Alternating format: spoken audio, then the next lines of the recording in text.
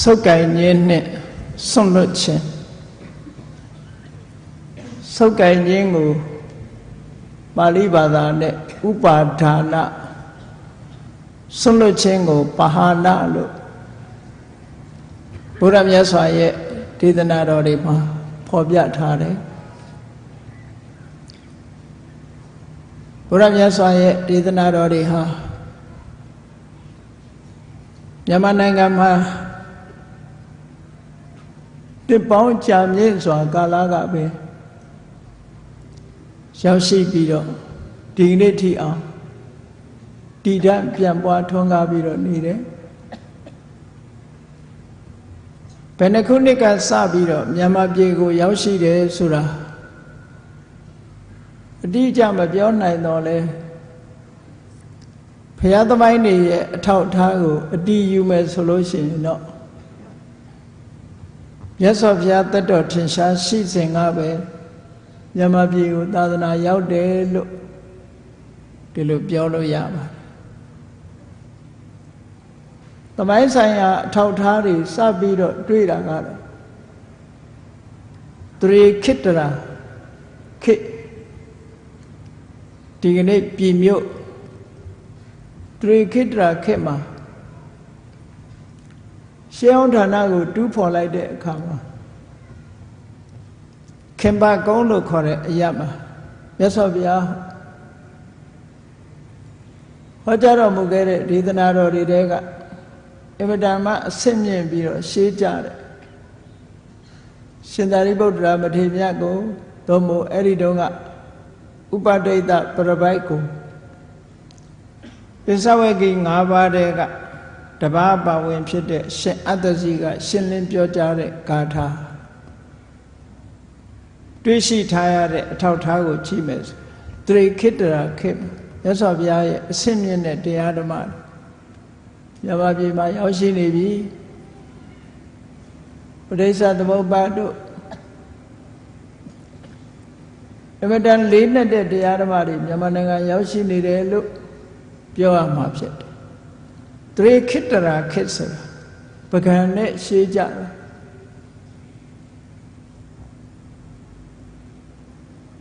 17ရာစုနှစ်လောက်မှပကံကထွန်းကားခဲ့တာအဲ့တော့သရေခိတ္တရာခေကလေးကဘုရားရဲ့တရားတော်တွေမြန်မာပြည်ကိုရောက်ဒီကနေ့ထိအောင်ထွန်းကားတည်ရှိနေတယ်အဲ့လိုထွန်းကားတည်ရှိနေတဲ့တရားဓမ္မတွေနဲ့ပတ်သက်ပြီးတော့မူရင်းတရားတော်တွေဟာပါဠိဘာသာနဲ့ဟောကြားထားတာဖြစ်သည့်အတွက်ကြောင့်မြန်မာနိုင်ငံသားတွေအဖို့ပါဠိဘာသာဆိုတဲ့ဘာသာစကားကြီးရဲ့အဟံအတားကြောင့်ဘုရားတရားတော်တွေကိုပိဋကတ်တော်တွေကလာတဲ့တရားဓမ္မများစွာကိုသိရှိခွင့်မရကြသေးဘူးလို့ပြောအောင်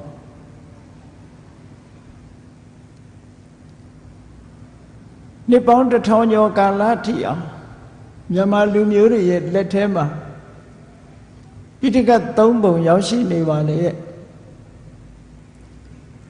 ထိုပိဋကတ်3ပုံဆိုတဲ့တရားဓမ္မတွေဟာမြန်မာလူမျိုးတွေအများစုအနေနဲ့ဘယ်လိုယူဆနားလည်နေကြသလဲဆိုရင်ဒီပိဋကတ်ဆိုတဲ့စာပေတွေဟာလောကုတ္တရာစာတွေဖြစ်တယ်ဘုန်းကြီးစာတွေတို့နဲ့မဆိုင်ဘူးလို့ဒီလိုယူဆတဲ့ပုဂ္ဂိုလ်တွေရှိကြတယ်ပေါ့သို့တော်မြတ်စွာဘုရားရဲ့တရားဓမ္မတွေကိုသေသေးချာချာလေ့လာကြည့်လိုက်မယ်ဆိုလို့ရှိရင်နိဗ္ဗာန်ရောက်ကြောင်းကိုဥတည်ထားတာမှန်တော်လဲအနိတ္တရဘိုင်းအရာနိဗ္ဗာန်ကိုဥတည်ထားတာမှန်တော်လဲဘဝတန်တရားမှာမြတ်မောဘဝမှာအကျိုးရှိရာရှိကြောင်းတန်တရားမှာအကျိုးရှိရာရှိကြောင်းကောင်းမြတ်တဲ့ဤစနစ်တွေညွှန်ကြားပြသထားတာအမှန်တမ်းမှတ်သားစရာတွေပြည့်နဲ့ပြီးတော့နေဘုရားတရားတော်တွေကို လေ့လာကြည့်ကြတဲ့နိုင်ငံသားတွေဟာတချို့အချက်တွေဆိုလို့ရှိရင်တော်တော်ကိုသူတို့မှာအားသင့်သွားဆိုပါစို့ဘုရားရဲ့နှစ်ပေါင်း2500တရားထဲမှာဗုဒ္ဓဘာသာဝင်ဥပဒကတယောက်ဟာဥပတိကမ္မဘုရားကိုယုံကြည်ကိုးကွယ်တဲ့ပုဂ္ဂိုလ်တူဟာလူကုန်ကူးတာမလုပ်ရဘူးလို့ဆိုတဲ့တတ္တဝိနိစ္စဆိုတဲ့စကားလုံးဟာပါနေဒီကနေ့ခေတ်မှာလူကုန်ကူးတယ်ဆိုတာတွေရှိနေတယ်အဲ့တော့မြတ်စွာဘုရားကလွန်ခဲ့တဲ့နှစ်ပေါင်း2500ကတည်းကမလုပ်ထိုက်ဘူးဆိုတာကိုဟောကြားပြီးတော့ထားတာရှိနောက်ပြီးတော့မစ္ဆဝနိတ္တဝိရစေဝါတွေရောင်းဝယ်ဖောက်ကားမှုမလုပ်သင့်ဘူးလို့လူအကျိုးပြုတဲ့လူမှုရေးဆိုင်ရာတရားဓမ္မတွေကိုမြတ်စွာဘုရားရဲ့ဒေသနာတော်တွေထဲမှာတွေ့ရှိရစီးပွားရေးနဲ့ပတ်သက်တဲ့ဒေသနာတော်တွေကျမ်းမာရေးနဲ့ပတ်သက်တဲ့ဒေသနာတော်တွေလူမှုရေးနဲ့ပတ်သက်တဲ့ဒေသနာတော်တွေမြတ်စွာဘုရားရဲ့တရားတော်တွေထဲမှာပိဋကတ်3ပုံထဲမှာဒီကနေ့လေ့လာမယ်ဆိုလို့ရှိရင်တွေးရှိနေကြတယ်ဒါရင်လားလို့ဆိုမကဘူးနိုင်ငံရေးနဲ့ပတ်သက်ပြီးတော့လည်းမြတ်စွာဘုရားဟောကြားထားတာတွေရှိတာနိုင်ငံရေးစနစ်နဲ့ပတ်သက်လာရင်တော့မြတ်စွာဘုရားကဘယ်စနစ်လို့မဟောဘူး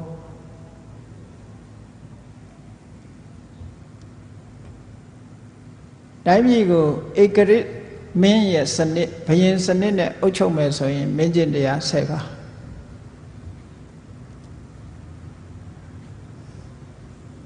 monarchical system လို့ခေါ်တယ်ဧကရစ်မင်းဘုရင်စနစ်နဲ့အုပ်ချုပ်တာနောက်တစ်ခုကလူမျိုးတစ်မျိုးသို့မဟုတ်ပါတီတစ်ခုကနေပြီးအုပ်ချုပ်တဲ့ဤစနစ်နဲ့ပတ်သက်လာ oligarchy system လို့ခေါ်တယ်အဲ့ဒါနဲ့ပတ်သက်လာလို့ရှိရင်တော့အပရိဟာနိယတရား9ပါးဆိုပြီးတော့ဟောကြားထားတာရှိတယ်အဲ့တော့နိုင်ငံရေးနဲ့ပတ်သက်ပြီးတော့လည်းမြတ်စွာဘုရားရဲ့တရားတော်တွေဟာဘယ်ဘက်ကိုမှအစွန်းမရောက်စေပဲနဲ့တိမတ်စွာဟောကြားထားတာလေဒီကနေ့လိုက်တာကျင့်သုံးကြမယ်ဆိုလို့ရှိရင်အဗ္ဗဓမ္မတန်ဖိုးရှိတဲ့အကျိုးအမြတ်ရလဒ်တွေရရှိမှာဖြစ်နိုင်အဓိကကတော့မြတ်စွာဘုရားရဲ့အဓိကဥတည်ချက်ကတော့တဏှာထဲမှာကြုံတွေ့လာတဲ့ဆင်းရဲဒုက္ခတွေနောက်ဆုံးပိတ်မှာလုံးဝအဆုံးသတ်ရေးဆိုတာအဓိကပန်းနိုင်တစ်ခုဖြစ်တယ်။ဘာဖြစ်လို့တော့ဆိုလို့ရှိရင်လောကမှာပြဿနာများစွာဖြေရှင်းနိုင်တော့လည်းပဲဒီကနေ့တတ္တဝအလုံးကြုံတွေ့နေကြရတယ်လူသားတွေသာမကဘူးလူသားတွေတဲ့ချမ်းသာပါတယ်ဆိုတဲ့နတ်တွေပြမာတွေအပါဝင်တတ္တဝအလုံးကြုံတွေ့နေကြရတဲ့ပြဿနာကဘာလဲလို့ဆိုရင်အိုခြင်းနာခြင်းသေခြင်းဆိုတဲ့ပြဿနာတတ္တဝမှန်တဲ့ရေးဘယ်ဘုံဘယ်ဘဝမှာပဲဖြစ်ဖြစ်အစင်ထာဝရနေရတယ်လို့မရှိဘူးအချိန်တန်လို့ရှိကံအချိန်ကုန်သွားတာနဲ့တပြိုင်နက်ဘဝတစ်ခုကိုဆွန့်လွတ်ကြအဲ့ဒီဘဝတစ်ခုကိုဆွန့်လွတ်ကြရတယ်ဆိုတဲ့ဒီပြဿနာကြီးဟာတတ္တဝါအလုံးမှာမရှောင်လွဲနိုင်တဲ့ပြဿနာအဲ့ဒီပြဿနာကိုဖြေရှင်းတဲ့နည်းစနစ်ကိုမြတ်စွာဘုရားဟောကြားထားတာအဲ့ဒီနည်းစနစ်တွေဟာဒီကနေ့ပိဋကတ်3ပုံမှာပါရှိနေတယ်အဲ့ဒီနည်းစနစ်တွေတဲကအချို့ဘုန်းကြီးတို့ဒီကနေ့စုပ်ကင်ခြင်းနဲ့ဆွန့်လွတ်ခြင်း ပဂရိအနေထားတစ်ခုကိုကြည့်မယ်ဆိုဆုပ်ကင်ထားလို့ရှိရင်ဒုက္ခရောက်နိုင်ပြီးဆွန့်လွတ်လိုက်ရင်ချမ်းသာသွားနိုင်တယ်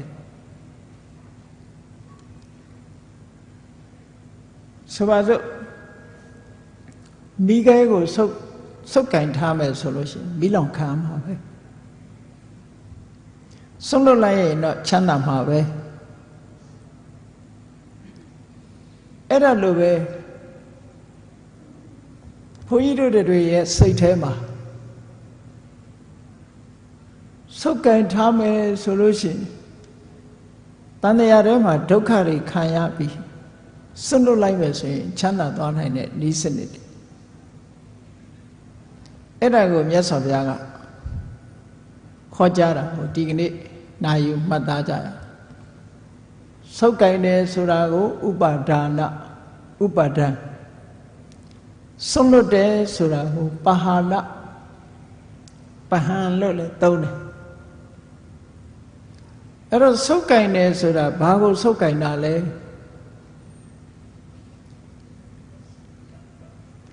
ဘုန်းကြီးတို့ရုပ်ခန္ဓာကိုယ်ကြီးမှာရှိတဲ့လက်ကဆုပ်ကင်ထားတာလို့ပဲစိတ်ကနေလည်းဆုပ်ကင်ထားတာတွေရှိတယ်စိတ်အနေနဲ့ဆုပ်ကင်ထားတာဘာတွေလဲလို့ဆိုရင်အလုံးသိကြတဲ့ဥပါဒံ၄ပါးကိုကြည့်မျက်စိကမြင်ရတဲ့နှစ်သက်စရာအာယုံနားကကြားရတဲ့နှစ်သက်စရာအသံနှာခေါင်းနဲ့နမ်းရှူရတဲ့နှစ်သက်စရာအနတ်လျှာနဲ့လေရက်ရတဲ့နှစ်သက်စရာအရသာခန္ဓာကိုယ်နဲ့ထိတွေ့ရတဲ့နှစ်သက်စရာအထိတွေ့ဆိုတာတွေကိုတဏှာအမြင်ဒိဋ္ဌိအမြင်တွေနဲ့တတ္တဝါတွေဟာဆုပ်ကင်ထားကြတယ်စိတ်แท้ကဆုပ်ကင်ထားတယ်ဘာနဲ့ဆုပ်ကင်ထားတော့ဆိုတဏှာဒိဋ္ဌိနဲ့ဆုပ်ကင်ထားအဲ့ဒီဆုပ်ကင်ထားမှုဟာဘလောက်မြဲတယ်လဲလို့ဆိုရင်လုံးဝမလွတ်နိုင်တဲ့ထိအောင်ဥပမာပေးတဲ့အခါကျတော့ဖားတကောင်ကိုမွေတကောင်ကကြိုက်ပြီးတော့ဖမ်းတဲ့အခါထိုဖားဟာယုံထွက်ဖို့အမတန်ခက်တယ်တတ္တဝါတကောင်ကိုမိချောင်းကကြိုက်ပြီးတော့ဖမ်းမယ်ဆိုလဲထိုတတ္တဝါဟာမိချောင်းပါးစပ်ကယုံထွက်ဖို့အမတန်ခက်တယ်အဲ့ဒီလိုမွေရဲ့ပါးစပ်မိချောင်းရဲ့ပါးစပ်ကနေပြီးတော့ယုံထွက်ဖို့မစွမ်းနိုင်တယ်လို့တတ္တဝါတွေဟာလဲတတ္တဝါတွေရဲ့စိတ်ဟာလဲကာမဂုဏ်အာယုံဆိုတာတွေကိုဆုပ်ကင်ထားလို့ထိုကာမဂုဏ်အာယုံတွေကယုံထွက်နိုင်စွမ်းမရှိဘူးတဲ့ဒါဖြင့်အဲ့ဒီယုံထွက်နိုင်စွမ်းမရှိတဲ့ကာမဂုဏ်အာယုန်တွေကိုဆုပ်ကင်ထားခြင်းဖြင့်ဘာဖြစ်တယ်လဲမိခဲကိုဆုပ်ကင်ထားမယ်လျှက်စစ်ကြိုးကိုဆုပ်ကင်ထားမယ်ဆိုရင်အန္တရာယ်ဖြစ်တယ်ဆိုတာလူတိုင်းသိတယ်ဟောဒီကာမဂုဏ်အာယုန်တွေကိုတွေ့တာတဲ့စိတ်နဲ့ဆုပ်ကင်ထားမယ်ဆိုရင်အ ਨੇ ဆုံးဒုက္ခရောက်တာဘာလဲလို့ဆိုရင်တောကကိုယ်ဆုပ်ခိုင်ထားတဲ့အာယုန်နဲ့ပတ်သက်လာပြီးတော့လူတွေဟာဆွေးရင်တော့ကဖြစ်နေကြကိုယ့်ကိုပြန်ပြီးတော့ဆင်ញင်စဉ်းစားကြည့်အတွေ့အတာရှိတဲ့နေရာတောကဆိုတာလာပဲတွေ့တာမှုမရှိတဲ့နေရာဆိုတာတောကဆိုတာမလာဘူးဘယ်နေရာပဲဖြစ်ဖြစ်လူကိုတွေ့တာပဲဖြစ်ဖြစ်ပစ္စည်းကိုတွေ့တာပဲဖြစ်ဖြစ်ကိုယ်တွေ့တာတဲ့အာယုန်တစ်ခုကိုဆုပ်ကင်ထားပြီဆိုရင်ထိုဆုပ်ကင်ထားမှုကိုအကြောင်းပြုပြီးတော့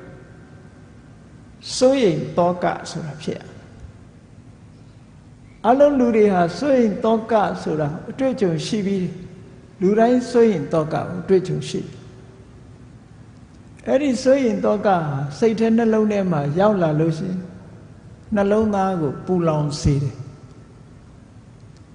အဲ့ဒီပူလောင်စေတတ်တဲ့တောကဘလောက်ထိအောင်ပြင်းထန်တယ်လဲလို့ဆိုလို့ရှိရင်ချို့ပုဂ္ဂိုလ်တွေမှာတောကကြောင့်ယူသွတ်သွားသည်ထိအောင်ပြင်းထန်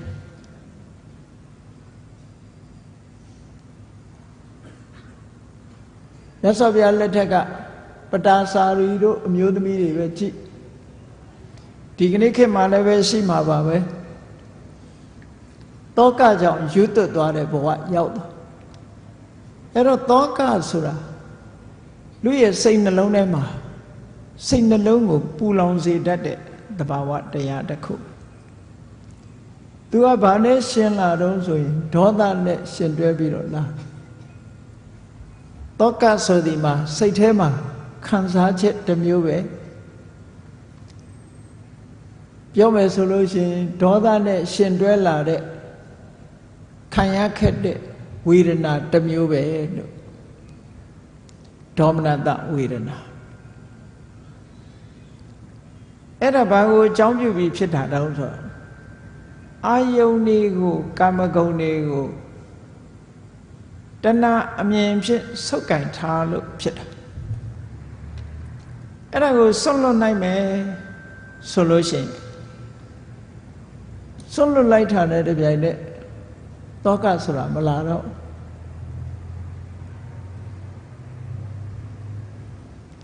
ဒါသေးသေးချာချာစဉ်းစားကြည့်လိုက်လို့ရှိရင်ဥပမာပဲကားအယောင်းဝယ်လှုပ်တဲ့ပုဂ္ဂိုလ်ပဲဖြစ်ဖြစ်စိတ်အယောင်းဝယ်လှုပ်တဲ့ပုဂ္ဂိုလ်ပဲဖြစ်ဖြစ်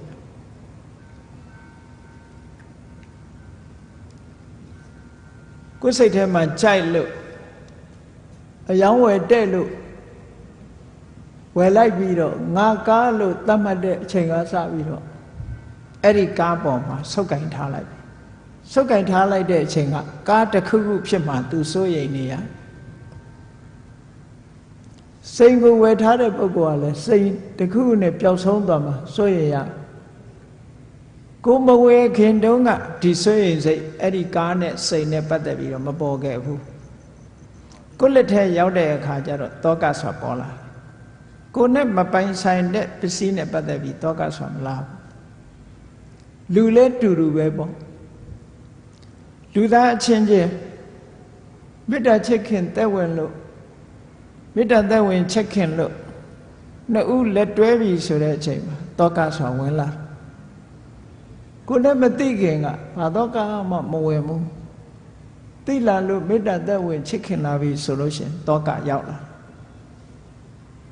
အဲ့ဒါဘာကြောင့်ရောက်တာတော့ဆိုတဏှာနဲ့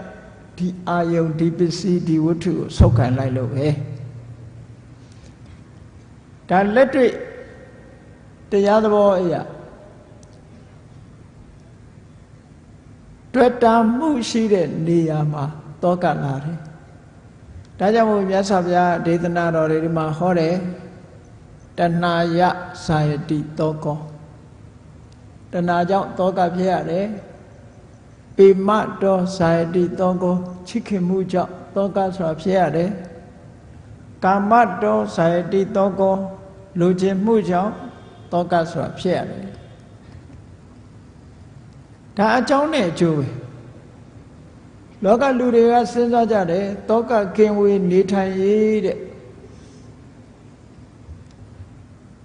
ပစ္စည်းဥစ္စာတွေကာမဂုဏ်အာယုန်တွေပေါ်မှာလက်ကမလွတ်ဖဲနဲ့စိတ်အာယုန်တွေကမလွတ်ဖဲနဲ့ဆုပ်ကင်ထားပြီးတော့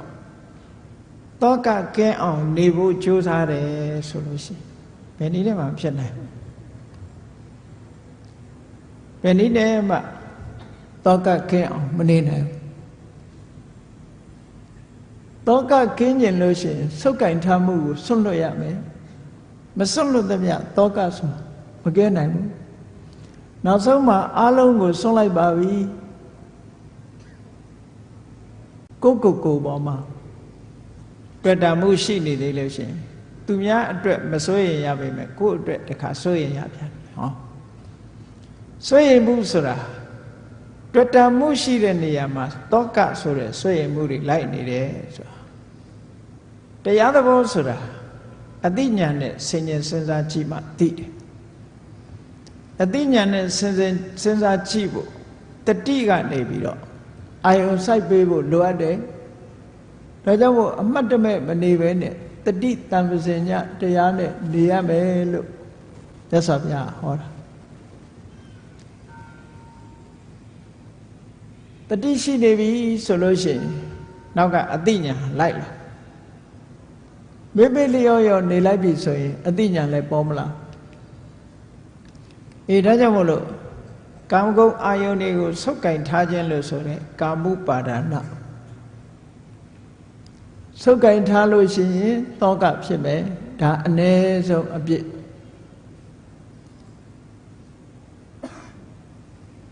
တခြားအကုသိုလ်တွေလည်းဆုပ်ကင်ထားမှုကိုအခြေခံပြီးတော့ဖြစ်လာနိုင်နောက်ဆုံးမှာအပင်ငရဲကျသွားတာလဲဟောဒီဆုပ်ကင်ထားမှုကစတာဆုပ်ကင်ထားမှုကိုကြောက်ပြုတ်ပြီးတော့အပင်ငရဲထီအောင်ရောက်ရှိသွားပြီတန်တရားထဲမှာနစ်မွန်းသွားတဲ့ပုဂ္ဂိုလ်တွေမြောက်များစွာရှိတယ်ဟောနောက်တစ်ခုဆုပ်ကင်တာတော့ပစ္စည်းဝတ္ထုနဲ့ကာမဂုဏ်အာယုန်တွေမဟုတ်ဘဲနဲ့ကိုယုံကြည်တဲ့ကိုယ့်ရဲ့အမြင်ကိုဆုပ်ကင်ထားတာဒီအမြင်ကိုဆုပ်ကင်တာဟာလည်းပဲအမတန်မှပြင်းထန်အဲ့ဒါကိုဒိဋ္ဌုပါဒနာလို့ခေါ်တယ်ဒိဋ္ဌိဆိုတာအမြင်တယောက်နဲ့တယောက်အမြင်ချင်းမတူဘူးငါအမြင်ကမှန်တယ်သူ့အမြင်ကမှန်တယ်နဲ့ကိုမြင်ထားတဲ့အမြင်တစ်ခုအာဒါလက်ခာဟိပြင်းပြင်းထန်ထန်ဆုပ်ကင်ထားပြီးဒုပ္ပတိနေတ္တဂီကိုအမြင်ကိုဆွန့်လွတ်ဖို့ဆိုတာအမှန်တန်ခက်တယ်ဒါကြောင့်မို့ဒိဋ္ဌိလို့ဆိုတဲ့ view နဲ့ပတ်သက်လာတဲ့အခါမှာလူတွေကဆုပ်ကင်နေကြအဲ့ဒီဆုပ်ကင်မှုကိုအကြောင်းပြုပြီးတော့မှားရွေးတဲ့အယူဆတရားကိုဆုပ်ကင်ဘယ်လိုမှားရွေးတဲ့အယူဆလဲလို့ဆိုကံဆိုတာရှိပါလေရဲ့ကံရဲ့အကျိုးတရားဆိုတာလည်းရှိပါလေရဲ့နဲ့ကံဆိုတာမရှိဘူးကံရဲ့အကျိုးတရားဆိုတာမရှိဘူးလို့ညင်းပယ်တဲ့အမြင်တစ်ခုကိုဆုပ်ပိုင်ထားလိုက်မယ်ဆိုရင်ဒီပုဂ္ဂိုလ်ဟာကောင်းတာမလုပ်တော့ကောင်းတာမလုပ်သည့်အတွက်ကြောင့်ကောင်းတာမလုပ်ဘူးမကောင်းတာတွေလုပ်တယ်ကောင်းတာမလုပ်မကောင်းတာတွေလုပ်သည့်အတွက်ကြောင့်ဘဝမှာနစ်မွန်းပြီးတော့နောက်ဆုံးမှာဆင်းရဲဒုက္ခတွေကြုံကြရတယ်အဲ့လိုတာရကတွေလည်းပဲမြောက်များစွာရှိတာမှားရွေးတဲ့အယူဆတရားမစွန့်လွတ်နိုင်သည့်အတွက်ကြောင့်တန်တရားထဲမှာဒုက္ခရောက်သွားတဲ့ပုဂ္ဂိုလ်တွေအများကြီးပဲနိယတမိစ္ဆာဒိဋ္ဌိလို့တကယ့်ကိုစွဲစွဲမြဲမြဲဆုပ်ကင်ထားမိတဲ့အမြင်ကြီးတစ်ခုမှားရွေးတဲ့အမြင်ကြီးတစ်ခုဆုပ်ကင်ထားမိပြီဆိုရင်အဲ့ဒီပုဂ္ဂိုလ်ဟာမိမိရဲ့လောက်ရကြောင့်တန်တရားထဲမှာရှိကြစွာနစ်မွန်းပြီးတော့ကဘာတီးအောင်ရှိကြစွာခံရတယ်လို့ဆိုတာ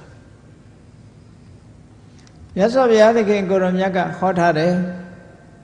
အပြစ်တွေအလုံးထဲမှာမိစ္ဆာဒိဋ္ဌိဆိုတဲ့မှားရွေးတဲ့အမြင်ဆိုတဲ့အပြစ်အဆိုးဆုံးပဲတဲ့ဘာဖြစ်လို့လဲဆိုတော့မှားရွေးတဲ့အယူတစ်ခုကိုအခြေခံပြီးတော့အမြင်ကမှားနေမှတော့မှန်တာပဲလုပ်တော့မလဲမှားပြီးရင်ဆက်ပြီးတော့မှားဖို့ပဲရှိတယ်အမြင်ကမှမမှန်တာဒါကြောင့်မို့မှားရွေးမှုကိုအခြေခံလိုက်ပြီဆိုရင်မှန်တာဆိုတာနောက်ထပ်မလာနိုင်တော့ဘူးအဲ့ဒါလို့မှားရွေးတဲ့အမြင်ရှိတဲ့ပုဂ္ဂိုလ်ရဲ့ destination လို့ခေါ်တဲ့ဂတိသူသွားရမယ့်လမ်းကြောင်းဟာနှစ်သွယ်ပဲရှိတယ်ငရဲနဲ့တိရစ္ဆာန်လို့ဒါကမြတ်စွာဘုရားသုတ်တန်တစ်ခုမှာဒီလိုဟောထားဘာဖြစ်လို့လဲဆိုတော့မှားယွင်းမှုကိုအကြောင်းပြုပြီးတော့ तू ကအကုသိုလ်တွေပဲလုပ်မယ်အကုသိုလ်တွေလုပ်လို့အကုသိုလ်တွေပြင်းထန်လာလို့ရှိရင်ထိုအကုသိုလ်တွေရဲ့ပို့ဆောင်မှုကြောင့်ငရဲကြမယ်ငရဲကြနိုင်လောက်အောင်မပြင်းထန်တဲ့အကုသိုလ်ပြင်းထန်တဲ့အကုသိုလ်မလုပ်ဘူးဆိုလို့ရှိရင်မှားယွင်းတဲ့အယူဆတရားကြောင့်တိရစ္ဆာန်ဘဝကိုရောက်စေအမတမနစ်နာ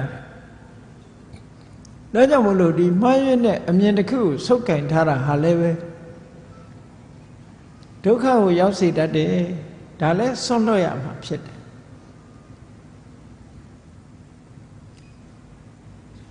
အဲ့ဒီနှစ်ခုဟာအမတမအရေးကြီးတယ်လို့ဆုပ်ကင်ထားခြင်းအဲ့ဒီဆုပ်ကင်ထားသမျှကာလပတ်လုံး တန်တရားတွေကလွတ်မြောက်မှုကြုံတွေ့ရတဲ့ဒုက္ခတွေရဲ့အဆုံးသတ်မှုဆိုတာဘယ်နည်းနဲ့မှမရှိ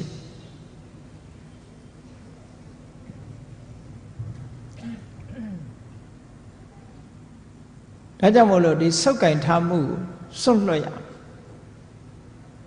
စွန့်လွတ်တယ်ဆိုတဲ့အခါမှာစွန့်လွတ်ခြင်းဆိုတာ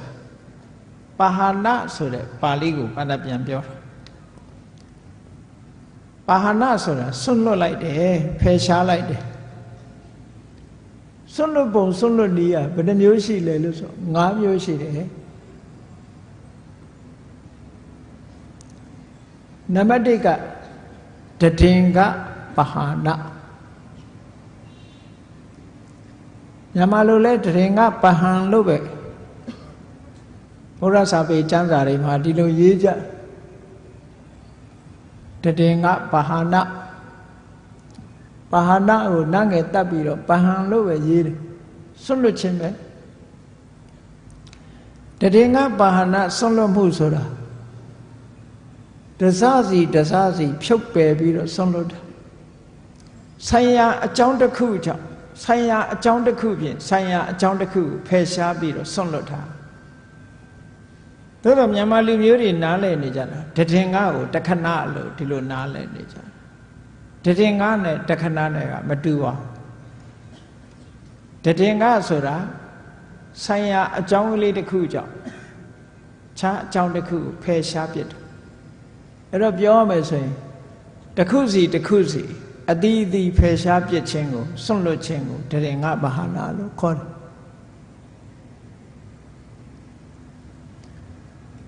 နောက်တစ်ခုကဝိက္ခံပနပါဟာနာတွန်းလှန်ဖယ်ရှားပြီးတော့စွန့်လွတ်မှုဒီစွန့်လွတ်မှုကတော့တွန်းလှန်ဖယ်ရှားထားတယ်တွန်းထုတ်ထားတယ်ခုနလိုတစားစီတစားစီစွန့်လွတ်တာမဟုတ်ဘူးတပြုံလုံးတွန်းလှန်ဖယ်ရှားပြီးတော့စွန့်လွတ်တာဝိက္ခံပနပါဟာနာ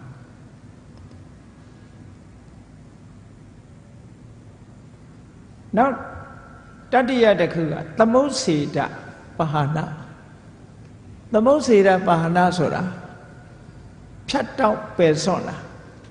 ဖြတ်တောက်ပြီးတော့အပြည့်သက်စွန့်လွတ်တာဖြတ်တောက်ပြစ်လိုက်တယ်ဆိုတော့နောက်ထပ်ဆက်သွယ်တာမရှိတော့ဖြတ်တောက်စွန့်လွတ်ခြင်း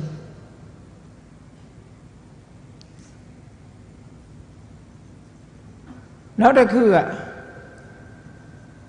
ပฏิပတ္တိပါဟာနာ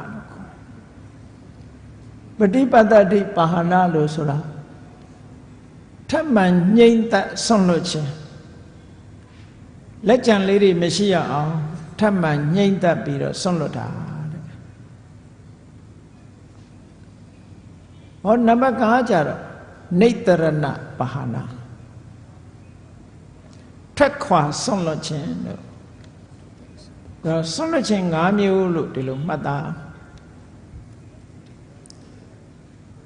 တည်င်္ဂပါဟာနာတဲ့ဝိက္ခံပနပါဟာနာသမုတ်စေတပါဟာနာပฏิပတ္တိပါဟာနာနေတရဏပါဟာနာ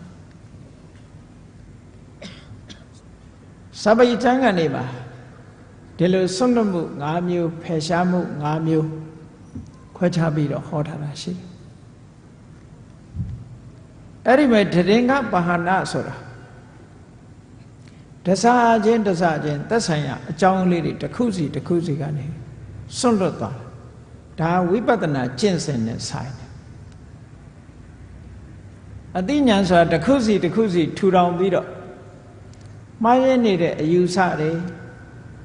မမှန်ကန်တဲ့အချက်အလက်တွေစိတ်ရဲ့အညစ်အကြေးတွေကိုတဖြည်းဖြည်းတစ်ခုချင်းတစ်ခုချင်းဖယ်ရှားသွားတာတည်င်္ဂပါဟာနာ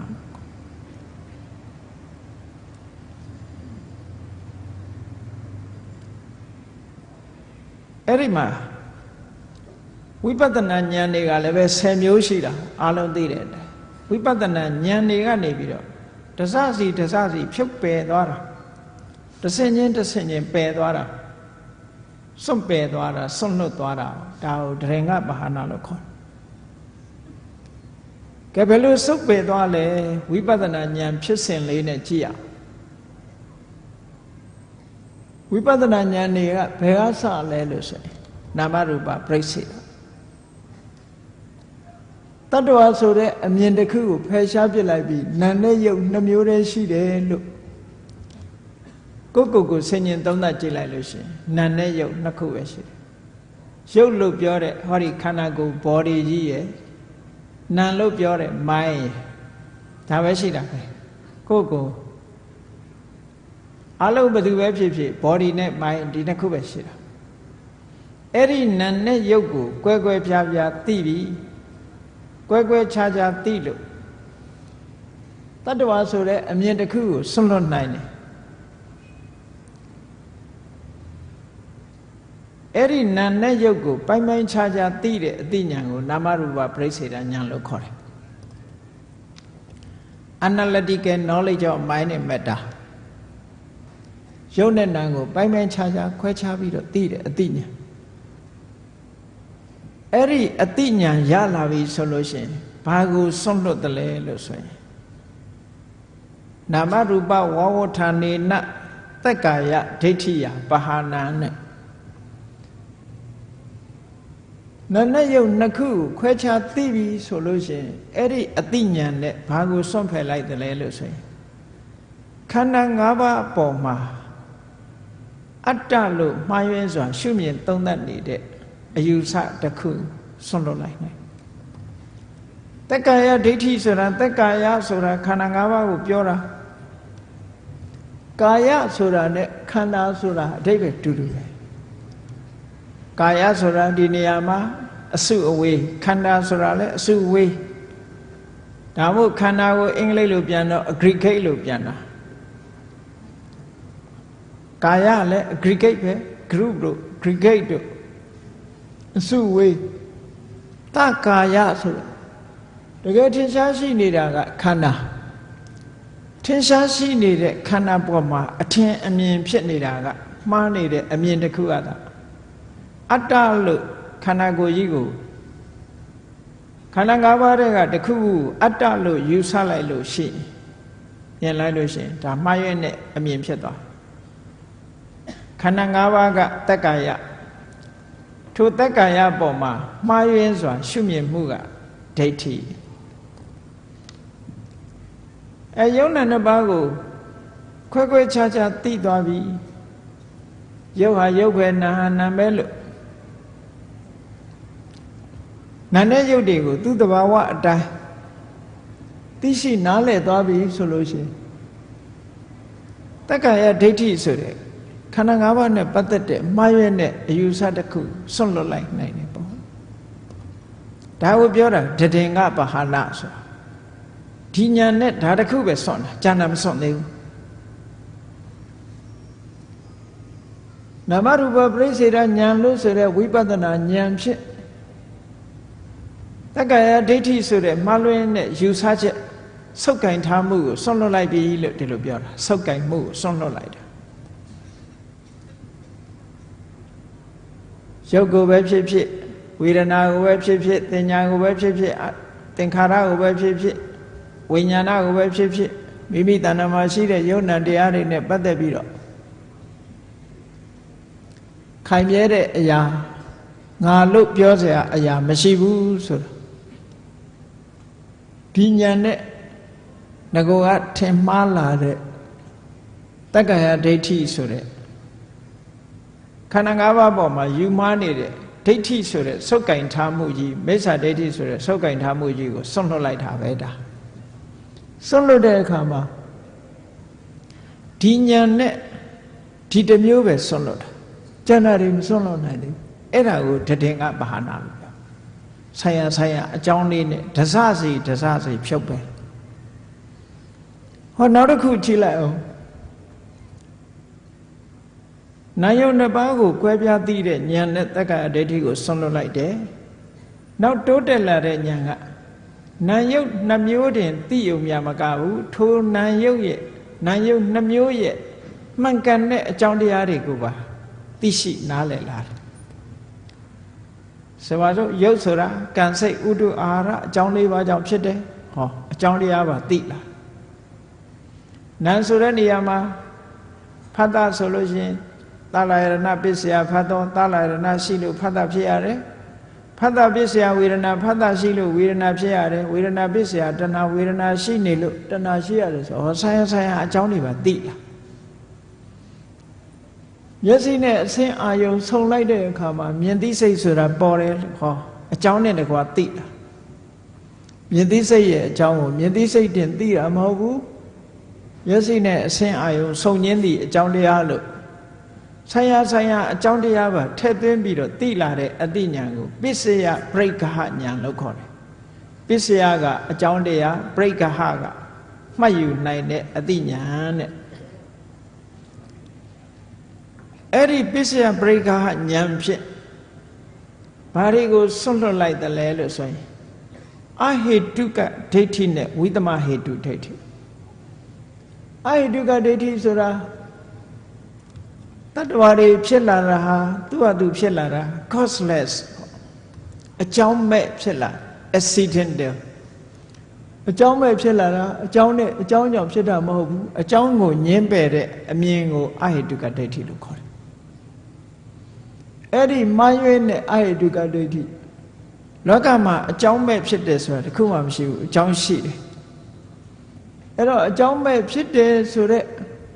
မှားရွေးနဲ့အမြင်တစ်ခုကိုဆွန့်လွတ်လိုက်နိုင်တယ်ဘာဖြစ်လို့တော့နာယုတ်ရဲ့အကြောင်းကိုသူကတွေ့တယ်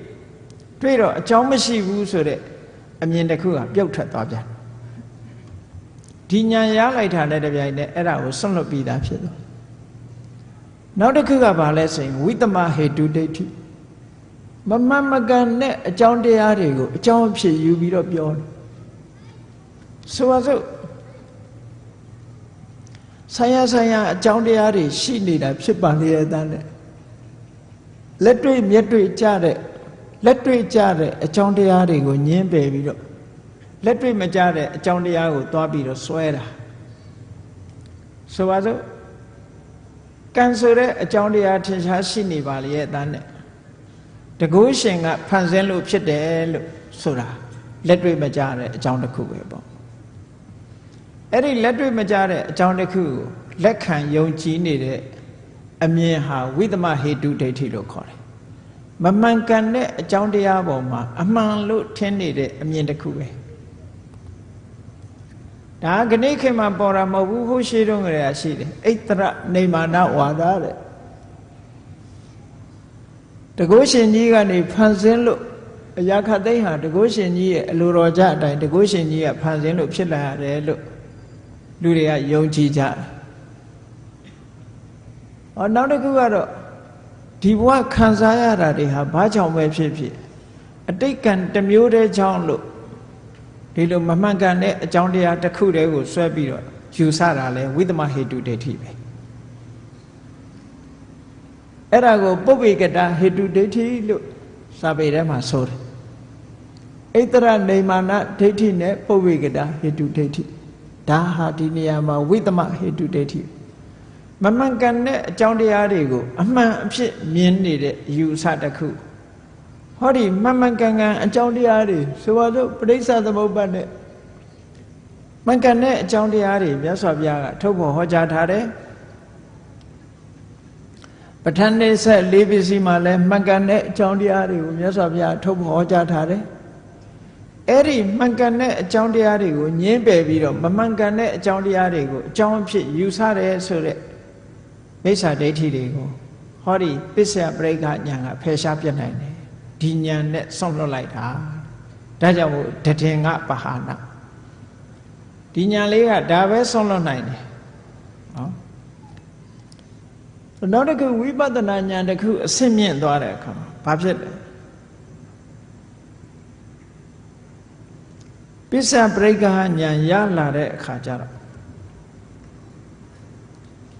နောက်တစ်ခုဆွန့်လွတ်မှုကဘာလဲလို့ဆိုရင်ပစ္စယပရိက္ခဉာဏ်ရလာလို့ရှိရင်မှန်ကန်တဲ့အကြောင်းတရားတွေကိုသိသွားသည့်အတွက်ကြောင့်အကြောင်းကိုတွေ့ထားတဲ့ပုဂ္ဂိုလ်တယောက်ဟာဖြစ်အောင်မလားမဖြစ်တော့ဘူးလားဆိုတဲ့တွေးတောယုံမှားမှုတွေမလာတော့ဖြစ်ခဲ့သလားမဖြစ်ခဲ့ဘူးလားဆိုတာလဲတွေးတောယုံမှားမှုမရှိတော့ ဘာဖြစ်လို့တော့အကြောင်းဆိုတာတွေ့နေအကြောင်းရှိရင်ဖြစ်အောင်ပဲအကြောင်းမရှိရင်မဖြစ်ဘူးအဲ့တော့မှန်ကန်တဲ့အကြောင်းတရားတွေကိုအကြောင်းပြုပြီးတော့သိမြင်ထားတဲ့အခါကျတော့ကင်္ခာဝိတရဏတန်တရားတွေကိုကြော်လွှားပြီးတော့ကျန်လေတန်တရားတွေကိုကြော်လွှားနိုင်တဲ့အသိနဲ့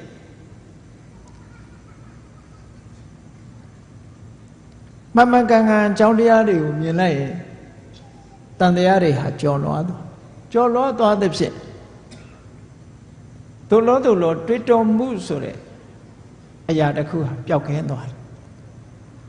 လောကလူတွေမှာစဉ်းစားကြတယ်လေအေးဒုဘဝရောက်လာတာဟာကံကြောင့်ဖြစ်တာလားထာဝရဘုရားကြောင့်ဖြစ်လာတာလားလို့တွေးကောင်းတွေးနေကြကိုယ်တိုင်တရားဓမ္မကိုကြည်ကြံကြိုးကိုအထုတ်ကြည့်လို့ကိုယ်တဏ္ဍာမှာတကယ်ဖြစ်နေတဲ့တကယ်အကြောင်းတရားတွေကိုသိလိုက်တဲ့အခါကျတော့ကျန်တဲ့အကြောင်းတရားတွေပေါ်မှာသို့လောဟိုလိုလားဒီလိုလားဆိုတဲ့အတွေးတွေဖယ်ရှားပြတ်နိုင်တယ်ဒါလည်းတရင်ကဘာနာဆိုင်ရာအသိဉာဏ်လေးနဲ့ဆိုင်ရာအမှားတွေကိုဖယ်ရှားသွားတာပစ္စယပရိက္ခဉာဏ်ပြီးတဲ့အခါကျတော့ရုပ်တရားနံတရားတွေကိုပေါင်းပြီးတော့ရှုမြင်သုံးသပ်ဆင်ញင်တတ်တဲ့သမ္မတနာဉာဏ်ကလာပသမ္မတနာဉာဏ်လို့ဒီလိုသုံးတယ်ကလာပဆိုတာပေါင်းပြီးတော့ရှုတခုချင်းမရှုနိုင်တဲ့အခါမှာပေါင်းလိုက်တယ်အသိစိတ်တွေကိုပေါင်းပြီးတော့ကြည့်တယ်ရုပ်တရားတွေကိုပေါင်းပြီးတော့ကြည့်တယ်တဘာဝချင်းတူတာတွေကိုပေါင်းပြီးတော့ရှုမြင်သုံးသပ်လိုက်တယ်အဲ့ဒါလို့ယုံ nant တရားတွေကိုအမှန်အတိုင်းသူ့ရဲ့တဘာဝအတိုင်းမမြဲတဲ့သဘောမမြဲမှုကြောင့်ဒုက္ခသဘောမမြဲတာဒုက္ခရောက်နေတာကိုကိုယ်သဘောအတိုင်းဘာမှမဖြစ်နိုင်တာအနတ္တသဘောဒါတွေကိုသုံးသပ်ဆင်ခြင်မိလာတဲ့အခါမှာယုံ nant သဘာဝတွေကိုသိမြင်လာတဲ့ဟောဒီအသိဉာဏ်သမထနာဉာဏ်ဖြင့်ငါဥစ္စာဆိုတဲ့မှားယွင်းတဲ့ယူဆချက်ကြီးတစ်ခုဆွန့်လွတ်လိုက်နိုင်တယ်ပေါ့ငါလို့ပြောမယ်ဆိုဘယ်ဟာကိုပြောမှာထာဝရပြောင်းလဲနေတဲ့အရာကြီးတစ်ခုငါလို့ပြောမှာလားဆိုပါစို့ကိုယ့်ကိုအတန်လေးတစ်ခုလှုပ်ကြည့်ပေါ့အတန်ဆိုတာရုပ်ပဲကာကြီးခါခွေးပဲရွတ်ကြည့်ကြည့် ABCD ပဲရွတ်ကြည့်ကြည့် A ကိုငါဟာလို့ပြောလိုက်မယ်ဆိုတဲ့အချိန်မှာ B ဖြစ်သွားပြီ A မရှိတော့ B ကိုငါဟာလို့ပြောလိုက်မယ်ဆိုတော့ C ဖြစ်သွားပြီနော်တတန်ပြီးတတန်ဖြစ်ပြီးတော့ပျောက်နေတဲ့အရာတစ်ခုဘယ်ဟာကိုငါဟာလို့ပြောမှလဲပထမခြေလန်းနေတဲ့အချိန်မှာဖြစ်တဲ့ယုံနာဒုတိယခြေလန်းမှာမရှိတော့အဲ့တော့ပထမခြေလန်းတော့ငါဟာကိုငါလို့ပြောလိုက်မယ်ဆိုလို့ရှိရင်ဒုတိယခြေလန်းရောက်တာနဲ့ငါဆိုတာလည်းမရှိတော့ငါဟာဆိုတာလည်းမရှိတော့အဲ့ဒါကြောင့်မလို့သမထနာဉာဏ်နဲ့ယုတ်တရားနံတရားတွေကိုဆင်ញင်သုံးသပ်မိသွားပြီဆိုလို့ရှိရင်ငါဆိုတဲ့မှားယွင်းတဲ့အမြင်တစ်ခုငါဟာဆိုတဲ့ဆွလန်းမှုဆိုတာတွေကိုဆွလွတ်လိုက်နိုင်တယ်တဲ့ဒီအမြင်မြင်မှဒီအသိဉာဏ်ရမှဒါကိုဆွလွတ်နိုင်ဒါကြောင့်မို့လို့တည်ငါဘာဟာနာအစဉ်အစဉ်တစ်ခုပြီးတစ်ခုဆွလွတ်သွားတဲ့သဘောပြောနောက်တစ်ခါဝိပဿနာဉာဏ်စဉ်တစ်ခုကျင့်ကြံကြိုးကိုအထုတ်တဲ့အခါမှာတမာရီစွမ်းအားလေးတွေရလာတဲ့အခါစိတ်ကလေးတည်ငြိမ်လာပြီဆိုလို့ရှိရင်ခန္ဓာကိုယ်ကအလင်းအောင်လေးတွေထွက်လာတာတို့တတိစွမ်းအားဉာဏ်စွမ်းအားတွေထက်မြက်လာတာတို့သရစွမ်းအားတွေထက်မြက်လာတာတို့ဘယ်တော့မှမကြုံဘူးတဲ့အတွေ့အကြုံလေးတွေရလာတဲ့အခါကျဒါထူးခြားတဲ့တရားတို့တရားမြတ်လို့စိတ်ထဲမှာထင်လာတတ်တယ်အဲ့ဒါလို့ထင်လာပြီးတော့ဆွဲလန်းပြီးတော့ရပ်တန့်သွားတတ်တယ်ဟောဒါတွေကအမတမတမာရီစွမ်းအားကြောင့်ဝိပဿနာဉာဏ်နဲ့ရှုမြင်သုံးသပ်လို့ဒီအလင်းအောင်ဆိုတာရတာအသိဉာဏ်တွေထက်လာတာသရစွမ်းအားတွေတက်လာတာတတိတွေသိကောင်းလာတာတကယ်တော့ အခုလိုပေါ်လာတာဟာဝိပဿနာဉာဏ်ရဲ့အကျိုးဆက်မျှတာဖြစ်တယ်ငါဒီပေါ်မှာရပ်တည်ပြီးတော့နေရမှာမဟုတ်ဘူးငါဆက်သွားရမယ်လမ်းကတခြားရှုမှတ်နေကြတရားအတိုင်းဆက်လက်ပြီးတော့ရှုမှတ်ရမှာလို့ဝိပဿနာလမ်းကြောင်းဟုတ်တာမဟုတ်တာကိုခွဲခြားပြီးတော့သိအဲ့တော့အလင်းရောင်လေးပေါ်လာတာကိုဒီအလင်းရောင်လေးကိုဆက်ပြီးတော့ရှုနေမယ်ကြည့်နေမယ်တွေ့တာနေမယ်ဆိုရင်ဒါလမ်းမဟုတ်တော့ယုံနဲ့ဓမ္မသင်္ခါရတရားတွေကိုပဲဆက်ပြီးတော့ရှုတာကသာလင်လမ်းအဲ့တော့လမ်းမဟုတ်တာနဲ့လမ်းဟုတ်တာဒီနှစ်ခုကိုခွဲခြားသိတဲ့ဉာဏ်ကိုမက္ကဉာဏလို့ခေါ်တယ်မက္ကဉာဏဒသနသိပြီးတော့မြင်တဲ့ဉာဏ်ဝိပဿနာလမ်းကြောင်းဟုတ်တယ်မဟုတ်ဘူးဒီနှစ်ခုကိုကွဲပြားသိသွားတဲ့အသိဉာဏ်မျိုးကိုမက္ကဉာဏဒသနဟုတ်တယ်လေလောကမှာခရီးသွားရင်တောင်မှပဲမှားရွေးတဲ့လမ်းကိုလျှောက်သွားလို့ရှိရင်ကိုလိုချင်တဲ့ခရီးပဲရောက်မလဲမှန်ကန်တဲ့လမ်းပေါ်မှာရှောက်မှရောက်မှန်ကန်တဲ့လမ်းကိုရွေးပြီးတော့ဒါကအဲ့ဒီသွားတဲ့လမ်းမဟုတ်ဘူးတခြားဟာကမှဒီသွားတဲ့လမ်းလို့ကွဲပြားသိသွားပြီဆိုလို့ရှိရင်ဘာကိုစွန့်လွတ်နိုင်တယ်လဲလို့ဆိုလို့ရှိရင်လမ်းမဟုတ်တာကိုလမ်းလို့ထင်နေတဲ့အထင်ကြီးတစ်ခုကိုစွန့်လွတ်လိုက်နိုင်တယ်ပေါ့မှားရွေးတဲ့အမြင်တစ်ခုစိတ်ထဲမှာမှတ်ထင်နေမှုတစ်ခုဝိပဿနာလမ်းကြောင်းမဟုတ်တာကြီးကိုလမ်းကြောင်းလို့ထင်နေတဲ့မှားရွေးတဲ့မှတ်ထင်မှုကြီးတစ်ခုစွန့်လွတ်လိုက်နိုင်တယ်တဲ့ဟောဆိုင်ရာဉာဏ်ကလေးကဒီတိုင်းပဲစွန့်လွတ်သွားတာလို့ဒီလိုပြောတာနောက်တစ်ခုကျတော့ယုံနာဓမ္မသင်္ခါရတရားတွေဖြစ်ပျက်မှုကိုရှုလိုက်တဲ့အခါမှာဖြစ်တာတွေမြင်တယ်ဆိုင်ရာအကြောင်းကြောင့်ဖြစ်လာတာတွေကိုမြင်လိုက်တယ်အဲ့ဒီအဖြစ်တွေကိုမြင်နေခြင်းအပြင်ဥစ္စေရဒိဋ္ဌိသိရင်ပြီးရောဘာမှမဖြစ်ဘူးဆိုတဲ့ဥစ္စေရယူဆွဲမှုအမှားတစ်ခုကိုဖယ်ရှားလိုက်နိုင်တယ်။ဘာလို့ဖြစ်တာတွေမြင်နေတယ်။အကြောင်းရှိလို့ဖြစ်နေတာတွေကိုမြင်သည့်အတွက်ကြောင့်ဘယ်တော့မှမဖြစ်ဘူးဖြစ်ပြီးရင်ဒီပြတ်သွားတယ်တခါပဲလုံးဝပြတ်သွားတယ်ဆိုတဲ့အယူဆတစ်ခုဟာမှားယွင်းတဲ့အယူဆတစ်ခုဖြစ်တယ်ပေါ့။ဒါကြောင့်မို့လို့အဖြစ်ကိုမြင်တဲ့ဉာဏ်ကဥစ္စေရဒိဋ္ဌိလို့ဆိုတဲ့ထာဝရပြတ်သွားတယ်ဆိုတဲ့မှားယွင်းတဲ့အယူဆတစ်ခုကိုဖယ်ရှားပြနိုင်တယ် Annihilationism လို့ခေါ်ပြတ်သွားတယ်ဆိုတဲ့အယူဆတစ်ခုကိုအဖြစ်မြင်ခြင်းကနေဖယ်ရှားပြလိုက်နိုင်တယ်စွန့်လွတ်လိုက်တယ်နောက်တစ်ခုကဥရိယဘယပြတ်တာကိုမြင်လိုက်တာနဲ့တပြိုင်နက်မြဲတယ်ဆိုတဲ့ထာဝရမြဲတဲ့အမြဲလို့ယူဆတဲ့တတ္တတအယူဆမှားတစ်ခုဖယ်ရှားလိုက်နိုင်တယ်ဒါကြောင့်မို့လို့ဝိပဿနာဉာဏ်နဲ့ဖြစ်တာပြတ်တာကိုမြင်တယ်ဆိုတာကိုယ်တဏ္ဍာမှာဘာတွေကိုဖယ်ရှားနေတာတော့ဆိုဖြစ်တာကိုမြင်ခြင်းဖြင့်ဥစ္စေရဒိဋ္ဌိဆိုတဲ့အယူဆကိုဖယ်ရှားတာပြတ်တာကိုမြင်ခြင်းဖြင့်တတ္တတဒိဋ္ဌိဆိုတဲ့အယူဆဖယ်ရှားတာအဲ့တော့ထာဝရပြတ်သွားတာလည်းမဟုတ်ဘူးထာဝရဖြစ်တာတည်မြဲနေတာလည်းမဟုတ်ဘူး annihilation လည်းမဟုတ်ဘူး eternal လည်းမဟုတ်ဘူးဒီလိုဆိုလို့အဲ့တော့အဖြစ်ပြက်ကိုမြင်ခြင်းအဖြစ်ဥစ္စေရဒိဋ္ဌိနဲ့တတ္တရဒိဋ္ဌိကိုဖယ်ရှားပြစ်တယ်တဲ့တည်ငါပါဟောနောက်တစ်ခါကျတော့သင်္ခါရတရားတွေဖြစ်ပြမှုကိုရှုမြင်လာတဲ့အခါမှာဒီသင်္ခါရတရားတွေဟာဖြစ်ပြီးပြတ်သွားတာဆိုတော့နောက်ဆုံးမှာပြတ်မှုတွေကြီးပဲကြည့်ပြီးတော့သင်္ခါရတရားတွေဟာကြောက်စရာကြီးပဲဘေးရန်အန္တရာယ်ကြီးပဲဘယ်ရာမှမမြဲပါလားပေါ်လာပြီးတော့ချက်ချင်းပျောက်သွားတာပါလားဆိုတော့ကြောက်စရာကြီးပဲလို့မြင်လာအဲ့ဒါလို့ကြောက်စရာကြီးပဲလို့မြင်လာလို့ရှင်ငကိုကကြောက်ရမှန်းမသိတဲ့အခုကြောက်ရမှန်းသိပါ ကြောက်เสียမဟုတ်တာကိုငကိုယ်တော့ကကြောက်เสียဟုတ်ကဲ့တန်းနဲ့ကြောက်เสียမဟုတ်ဘူးလို့ထင်နေတဲ့မှားရွံ့တဲ့အထင်ကြီးတစ်ခုဖယ်ရှားပြစ်လိုက်နိုင်တယ်ကြောက်เสียကိုကြောက်เสียလို့မြင်လာတာဟာဒါလမ်းမှန်ပဲပေါ့ငကိုယ်တော့ကကြောက်เสียမဟုတ်ဘူးလို့ထင်နေတယ်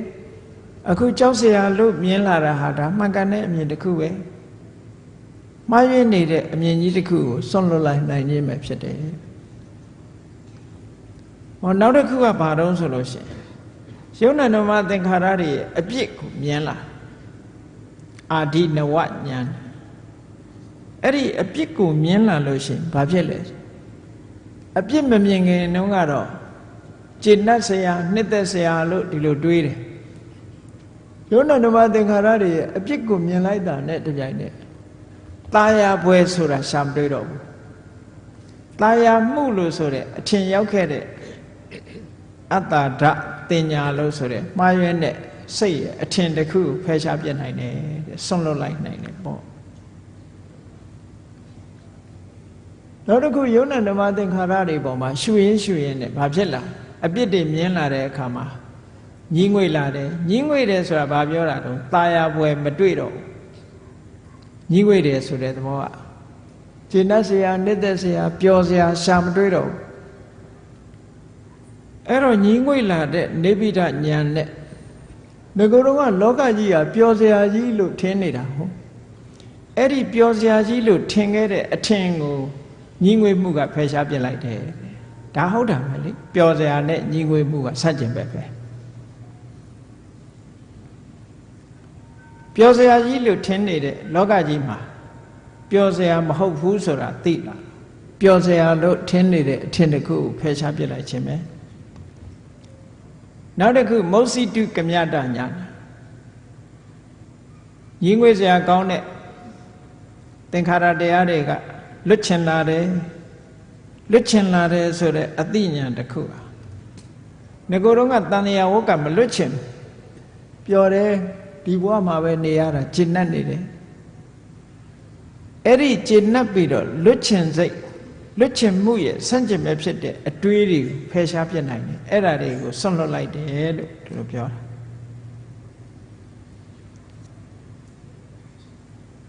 မௌစိတုကမြတဉာဏ်ဖြစ်ပြီးတဲ့အခါမှာပရိသင်္ခာဉာဏ်တို့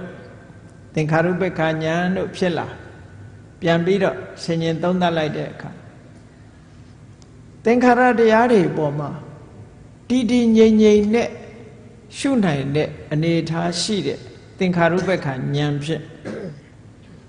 သင်္ခါရတွေတရားတွေပေါ်မှာတည်တည်ငြိမ်ငြိမ်မထားနိုင်တဲ့ရောက်ရက်ခတ်နေတဲ့ချစ်ချင်းမုန်းချင်းဆိုတာတွေနဲ့ရောထွေးနေတဲ့အနေအထားတွေကိုဆွန့်လွတ်လိုက်နိုင်တယ်တဲ့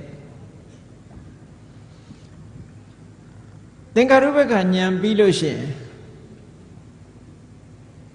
မဉဏ်ဖို့ဉာဏ်စိုက်ဖို့ရအတွက်ဈာထဲမှာပေါင်းကူတရားလေးတစ်ဖွဲ့ဖြစ်တယ်အတိညာဏ်အနုလောမဉာဏ်လို့ခေါ်တယ်အဲ့ဒီအနုလောမဉာဏ်ဖြစ်လာပြီဆိုလို့ရှိရင်သင်္ခါရုပ္ပခာဉာဏ်ရဲ့အထက်မှာအနုလောမဉာဏ်လို့လိုက်လျောညီတွေဖြစ်တဲ့ပေါင်းကူဉာဏ်ကလေးဖြစ်လာပြီဆိုလို့ရှိရင်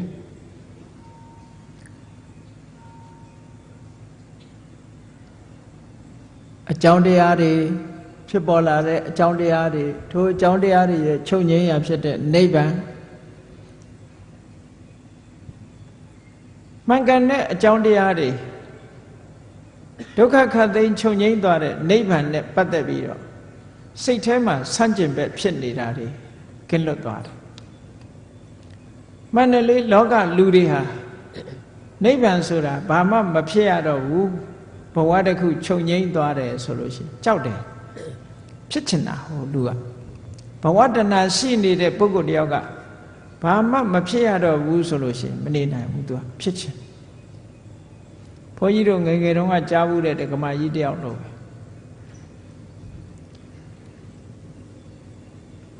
သူကနိဗ္ဗာန်ဆိုတာသင်္ခါရတရားတွေအလုံးချုပ်သွားပြီးတော့အိုခြင်းနာခြင်းသိခြင်းဆင်းရဲလည်းမရှိဘူးချမ်းသာဒုက္ခအတိရှိတယ်ဆိုတော့သူကဗာမေးတော့ဆိုနိဗ္ဗာန်မှာစိတ်လေးတောက်လို့ရတာဆွဲလန်းတဲ့အမြင်နဲ့ကြည့်တာသူကစိတ်လေးကြိုက်တာစိတ်လေး ဆေးလိပ်တောက်ရလားဆိုဘယ်နိဗ္ဗာန်ကဆေးလိပ်တောက်ရမလဲ no smoking area ကြီးပဲဆေးလိပ်မတောက်ရတဲ့နေရာကြီးဆိုဆေးလိပ်မတောက်ရရင်မနေချင်ဘူးတဲ့ဒီလိုပဲလောကလူတွေဟာတန်တရားတွေကဘဝတဏအတွေးနဲ့တွေးလိုက်မယ်ဆိုရင်နိဗ္ဗာန်လိုချင်စရာမှမရှိတော့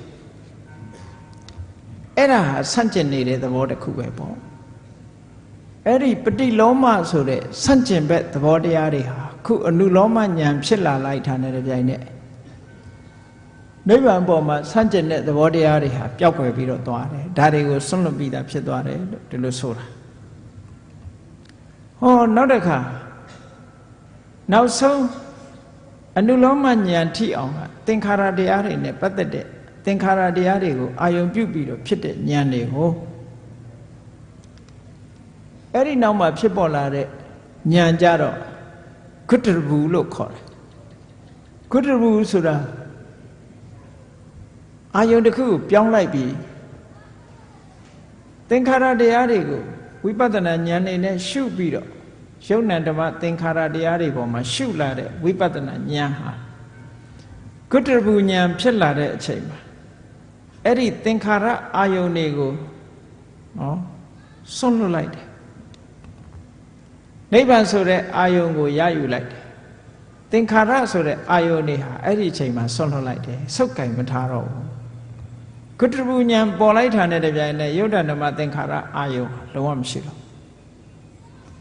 သင်္ခါရချုပ်ဆုံးရာသင်္ခါရတွေရဲ့ဆုံးရာဒုက္ခတွေရဲ့အဆုံးသတ်ရာနိဗ္ဗာန်ကိုမြင်လိုက်တာနဲ့တပြိုင်နက်သင်္ခါရဆိုတဲ့အာယုန်ကြီးတစ်ခုလုံးကိုစွန့်လွတ်ပြလိုက်တာတဲ့ဟောဒါစွန့်လွတ်ခြင်းနေပဲအဲ့ဒီလိုတစစီတစစီဉာဏ်တွေဟာဒီဉာဏ်နဲ့ဒါကိုဒီဉာဏ်နဲ့ဒါကိုတစ်ခုစီတစ်ခုစီစွန့်လွတ်သွားတာကိုတည်ငါပဟာနာလို့ခေါ်တာတခဏလေးစွန့်လွတ်တာကိုပြောတာမဟုတ်ဘူးဆိုင်ရာဆိုင်ရာဉာဏ်လေးတွေနဲ့ဆိုင်ရာဆိုင်ရာတရားဓမ္မအစိုးတရားတွေမှားယွင်းချက်တွေကိုစွန့်လွတ်ပြီးတော့သွားတာကိုတည်ငါပဟာနာလို့ခေါ်တယ်ဒါစွန့်လွတ်ခြင်းပဲနောက်တစ်ခုဝိက္ခမနပဟာနာလို့ဆိုတာတွန်းထုတ်ဖယ်ရှားစွန့်လွတ်ခြင်းအဲ့ဒါကဘာလို့ဆိုရင်တမထကျင့်စဉ်တစ်ခုကိုကျင့်ပြီးတမာရီစွမ်းအားနဲ့နိဝရဏတရားတွေကိုတွန်းထုတ်ဖယ်ရှားလိုက်တာနိဝရဏတရားတွေဟာလုံးဝအနာမရောက်တခါတည်းအကုန်လုံးကာမဂုဏ်အာယုံခံစားခြင်းနဲ့စိတ်တွေကာမဂုဏ်ဘောကာယခံစားခြင်းနဲ့စိတ်တွေခံစားမှုမရလို့မကျေနပ်တဲ့စိတ်တွေစိတ်အားပြောညံ့မှုတွေစိတ်တွေလေလွင့်နေမှုတွေတန်တရားဖြစ်နေမှုတွေဆိုတဲ့ဒီစိတ်ရဲ့အဟံတာပညာကိုအားနည်းစေတတ်တဲ့နိဝရဏတရားတွေကိုတွန်းထုတ်ဖယ်ရှားပြီးတော့စိတ်ကလေးဟာအာယုံလေးတစ်ခုပေါ်မှာတိတိမတ်မတ်နဲ့တိတိငြိမ်ငြိမ်နေနိုင်တာဥပမာဘာနဲ့တူတုံးဆိုလို့ရှိရင်ရေမျက်နှာပြင်ပေါ်မှာမော်သေးမော်ညင်းတွေဖုံးနေတဲ့အခါရေကတ်လာတဲ့ပုဂ္ဂိုလ်တယောက်ဟာရေအိုးလေးကိုအပေါ်တင်ပြီးတော့ရေမျက်နှာပြင်ပေါ်ရေအိုးလေးတင်ပြီးတော့လှုပ်လိုက်တဲ့အခါကျတော့မော်သေးမော်ညင်းတွေဟာဘေးဖယ်သွားတယ်လို့ပဲတမာရိစွမ်းအားနဲ့ဒီအညစ်အကြေးတွေကိုဖယ်ရှားတာတွန်းထုတ်ဖယ်ရှားခြင်းဆိုတဲ့ဝိက္ခမနပဟံအားဖြင့်စွန့်လွတ်ခြင်းလို့ဒါပြောတာအဲ့ဒါကတမာရိတရားဇန်တရားတွေကနေပြီးနိဝရဏတရားတွေကိုစွန့်လွတ်တဲ့သဘောနောက်တစ်ခုသမုတ်စေတပဟာနာဆိုတာဘာကိုပြောတာလဲဝိပဿနာကျင့်စဉ်ကိုကျင့်လိုက်တဲ့အခါသင်္ခါရတရားတွေရဲ့ဆုံးရာနိဗ္ဗာန်ကိုလေးကမြင်မယ်ပေါ့သောတပတိမဲ့ဖြစ်တယ်သဂါရဂါမိမဲ့ဖြစ်တယ်အနာဂါမိမဲ့ဖြစ်တယ်ရတ္တမဲ့ဖြစ်တယ်သူဝိပဿနာနဲ့သူပဲသောတပတိမဲ့ဖြစ်ဖို့ဝိပဿနာကတစ်ခုသဂါရဂါမိမဲ့ဖြစ်ဖို့ဝိပဿနာကတစ်ခုသောတပတိမဲ့ရဲ့ဝိပဿနာတစ်ခုတည်းနဲ့သဂါရဂါမိမဲ့အနာဂါမိမဲ့အရတ္တမဲ့ဆိုတာမဖြစ်ဘူးသူဝိပဿနာနဲ့သူလမ်းကြောင်းကနေသူကသူသွားရတာ ဝိပဿနာဉာဏ်ကိုအစစ်မြင့်ပြီးတော့တိုးမြင့်သွားလို့ပထမဝိပဿနာဉာဏ်စွမ်းနဲ့သောတာပန်ဖြစ်သွားတယ်သောတာပတ္တိမေစိတ်ပေါ်တယ်ထို့နောက်ဆက်လက်ပြီးအထုတ်တဲ့ဝိပဿနာဉာဏ်တိုးမြင့်လာတဲ့ဝိပဿနာဉာဏ်နဲ့သဂရဂါမိမေဖြစ်တယ်တိုးမြင့်လာတဲ့ဝိပဿနာဉာဏ်နဲ့အနာဂါမိမေဖြစ်တယ်အစစ်အမြင့်ဆုံးဝိပဿနာဉာဏ်နဲ့အရဟတမေဆိုတာဖြစ်တယ်အဲ့ဒီမဉဏ်၄ပါးကြိုးစားအထုတ်လိုက်လို့ရှင်အဲ့ဒီမက်တွေကမိမိရဲ့တဏ္ဍာမှာဒီဒုက္ခကိုထုတ်လုပ်တဲ့တဏှာလို့ဆိုတဲ့သမုဒိယသစ္စာဘက်သားဖြစ်တဲ့ကိလေသာတွေအလုံးနောက်ထပ်ဘယ်တော့မှပေါ်မလာအောင်ဖြတ်တောက်ဖယ်ရှားပြစ်နိုင်တယ်ဖြတ်တောက်ပယ်ရှားခြင်းဖြင့်ဆွန့်လွတ်လိုက်တယ်လို့ဆိုလို့အနုတ္တယကိလေသာလို့ခေါ်တဲ့ခန္ဓာ၅ပါးပေါ်မှာဆွဲလန်းပြီးတော့နေတဲ့ဆွဲလန်းနေဆိုတာအာယုံအပြည့်ဆွဲလန်းတာကိုမဆိုလို့နော်အာယုံအပြည့်ဆွဲလန်းတာကိုပြောတာမဟုတ်ဘူးတရားအပြည့်ဆွဲလန်းတာဘုန်းကြီးတို့တွေရဲ့ခန္ဓာကိုယ်ထဲမှာခန္ဓာထဲမှာကြည့်မယ်ဆိုရင်အနုတ္တယကိလေသာဆိုတာကိန်းပြီးတော့နေတယ်ကိန်းတယ်ဆိုတာကိလေသာဖြစ်ဖို့အနေအထားတွေရှိနေတယ်လို့ပြောတာဒီခန္ဓာကိုယ်နဲ့ပတ်သက်ပြီးကိလေသာဖြစ်ဖို့အနေအထားတွေရှိနေမိချစ်ဖူးထဲမှာမိဖြစ်နိုင်တဲ့အနေအထားလေးရှိနေတယ်လို့ဘုန်းကြီးတို့တွေရဲ့တဏ္ဍာမှာကိလေသာတွေဖြစ်ဖို့အနေအထားလေးတွေရှိနေအကြောင်းတစ်ခုပေါင်းဆက်ပေးလိုက်မယ်ဆိုလို့ရှိရင်ပေါ်လာမှာဆိုပါစို့မျက်စိကနှစ်သက်စရာအာယုံလေးမြင်လိုက်တိုင်းလောဘဆိုတာဖြစ်လာမမြင်ရင်မဖြစ်သေးဘူးမြင်လိုက်ရင်ဖြစ်ပြီနားကလည်းပဲကိုကြိုက်တဲ့အတန်လေးကြားလိုက်ပြီဆိုရင်လောဘ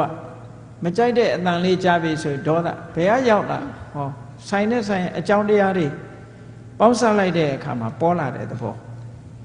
အဲ့ဒါကိုအနုတ္တယဓာတ်လို့ခေါ်တယ်အဲ့ဒါလို့ကိန်းနေတဲ့အနုတ္တယဓာတ်တွေကိုမက်ကနေပြီးတော့နောင်ဘယ်တော့မှမပေါ်လာအောင်ဘယ်လိုပဲတိုက်ဘယ်လိုပဲအာယုန်တွေကလာနောက်ထပ်ဘယ်တော့မှမပေါ်တော့ဆိုပါစို့ဂက်စ်မီးချဖူးလေးထဲမှာဘိန်းလည်းဖြုတ်ပလိုက်ဂက်စ်တွေလည်းထုတ်ပလိုက်လို့ရှိရင်မီးဖြစ်เสียအကြောင်းမရှိတော့ဘူးပေါ့အဲ့ဒါလိုပဲဖယ်ရှားပစ်လိုက်တဲ့ဘယ်တော့မှမလာအောင်ဖယ်ရှားပစ်လိုက်နိုင်တဲ့ဆွန့်လွတ်မှုကိုသမုတ်စေတပဟာနဖြတ်တောက်ဖယ်ရှားဆွန့်လွတ်ခြင်းလို့ဒီနည်းနဲ့ဆွန့်လွတ်ခြင်းနောက်တစ်ခုကျတော့ဘာလဲလို့ဆိုရင်မက်ပြီးတဲ့အခါမှာဖို့စိတ်မက်ရဲ့အကျိုးတရားအနေနဲ့ဖို့စိတ်ကပေါ်လာတယ်အဲ့ဒီဖို့စိတ်လေးပေါ်လာတာထပ်မှန်ပြီးတော့သူကငြိမ့်သက်ပြီးတော့ဆွန့်လွတ်တာပฏิပတ္တိပါဟနာထပ်မှန်ငြိမ့်သက်ဆွန့်လွတ်ခြင်းဥပမာဘာနဲ့တူတော့ဆိုရင်ပထမမီးကိုငြိမ့်လိုက်ပြီမဲ့လို့အပူတွေကျန်နေသေးတယ်အဲ့ဒီအပူတွေကိုဒုတိယအချိန်ထငြိမ့်နေပေါ့မီးငြိမ့်သွားပြီမဲ့လို့မီးခဲလေးမှာမီးသွေးခဲမှာအပူလေးကျန်နေသေးတယ်အဲ့ဒီအပူကိုထငြိမ့်တဲ့သဘောမက်စိတ်ကမီးငြိမ့်အောင်လုပ်တယ်ဖို့စိတ်ကအပူငြိမ့်အောင်လုပ်တယ်ပေါ့ထငြိမ့်တာအဲ့ဒါမျိုးကိုပฏิပတ္တိပါဟနာလို့ဒီလိုခေါ်တာအဲ့ဒါကထမှန်ငြိမ့်သက်ဆွန့်လွတ်ခြင်းနောက်တစ်ခုကျတော့နိတ္တရဏပါဟနာလို့ခေါ်တယ်နိဗ္ဗာန်ဆိုတဲ့သဘောဟာအကြောင်းတရားတွေကစုပေါင်းလှုပ်ထားတဲ့နာယုတ်လိုပဲခေါ်သင်္ခတလိုပဲခေါ်ဒုက္ခလိုပဲခေါ်အကြောင်းတရားတွေကပေါင်းစပ်ပြီးတော့ထားတဲ့ယုတ်နံဓမ္မသင်္ခါရတရားတွေကလုံးဝထွက်သွားခြင်းအပြင်ဆွန့်လွတ်တာနိဗ္ဗာန်ဟာသင်္ခါရတရားတွေနဲ့လုံးဝလွတ်သွားတဲ့အဆင့်နိတ္တရဏဆိုလွတ်သွားတာထွက်သွားတာလွတ်မြောက်သွားတာအဲ့ဒီလွတ်မြောက်သွားခြင်းဖြင့်ဆွန့်လွတ်ခြင်းဟာသင်္ခါရတရားတွေနဲ့လုံးဝမဆက်ဆက် သင်္ခါရတရားတွေကလုံးဝလွတ်ထွက်သွားပြီးတော့ဆွန့်လွတ်ခြင်းအဲ့ဒါကိုနိတရဏပါဟနာလို့ခေါ်တယ်ဒါကြောင့်မို့ဘုန်းကြီးတို့တွေဟာအခုချိန်မှာကိလေသာတွေမကင်းသေးတဲ့ပုဂ္ဂိုလ်တွေရဲ့သဘာဝအတိုင်းဆွန့်လွတ်ခြင်းဆိုတာတွေမလာပဲနဲ့ဆုတ်ကင်ခြင်းနဲ့ပဲယက်တည်နေကြတာနော်အခုလိုဆုတ်ကင်နေသမျှကာလပတ်လုံးဒုက္ခတွေနဲ့ပဲတွေ့နေဥမှာပဲဆွန့်လွတ်နိုင်မှသာလေချမ်းသာဒုက္ခဆိုတာရမယ်တန်တရားဝဆင်းရဲကလွတ်မယ်အခုလိုတတေငါပါဟနာနဲ့ဆွန့်လွတ်မယ်ဝိက္ခမနပါဟနာနဲ့ဆွန့်လွတ်မယ်သမုတ်စေရပါဟနာနည်းနဲ့ဆွန့်လွတ်မယ်နိတရဏပါဟနာပฏิပတ္တိပါဟနာနည်းနဲ့ဆွန့်လွတ်မယ်နောက်ဆုံးနိတရဏပါဟနာလို့ဆိုတယ်သင်္ခါရတရားတွေကလုံးဝလွတ်ထွက်သွားမှသာလေထာဝရအငြိမ့်တဲ့ထာဝရချမ်းသာတန်တိဒုက္ခဆိုတာရောက်ရှိမှဖြစ်တယ်ဆုတ်ကင်ထားသမျှကာလပတ်လုံးဆင်းရဲဒုက္ခထဲမှာမထွက်နိုင်သေးဘူးဆွန့်လွတ်လိုက်ပြီးနောက်ဆုံးမှာအမြင့်ဆုံးဆွန့်လွတ်ခြင်းဆိုတဲ့သင်္ခတတရားတွေကိုအလုံးဆွန့်လွတ်လိုက်နိုင်ပြီဆိုတဲ့အခါကျမှသာလေထာဝရအငြိမ့်တတ်ဆိုတဲ့နိဗ္ဗာန်ချမ်းသာကိုရရှိမှဖြစ်တယ်ဒါကြောင့်မို့တရားချစ်ခင်သူတော်စင်ပြိဿတို့ဆုတ်ကင်ခြင်းဆိုတာကိုတစတစဘုန်းကြီးတို့ဖြုတ်ပယ်ပြီးတော့ဆွန့်လွတ်ခြင်းဆိုတာတွေကိုတဖြည်းဖြည်း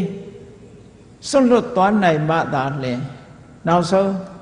တန်တိဒုက္ခမြတ်စွာဘုရားသခင်ကိုရောမြတ်ဟောတဲ့နိဗ္ဗာန်ပရမန်ဒုက္ခ supreme happiness ဆိုတဲ့နိဗ္ဗာန်ချမ်းသာကိုမျက်မှောက်ပြုနိုင်မှာဖြစ်တယ်ဆိုတာကိုသဘောကျပြီးတော့ဆုတ်ကင်ခြင်းမပြုဘဲနဲ့ဆွန့်လွတ်ခြင်းကိုကြိုးစားပြီးတော့အားထုတ်ဖို့အမတန်မှအရေးကြီးတာကြောင့်မို့လို့ဆွန့်လွတ်နိုင်ရေးအတွက်ကြိုးစားအားထုတ်နိုင်ကြပါစေကုန်သတည်း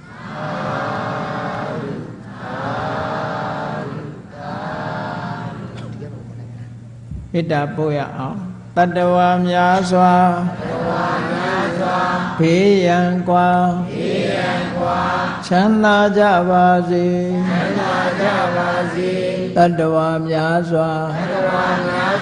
ဘေးရန်ကွာချမ်းသာကြပါစေ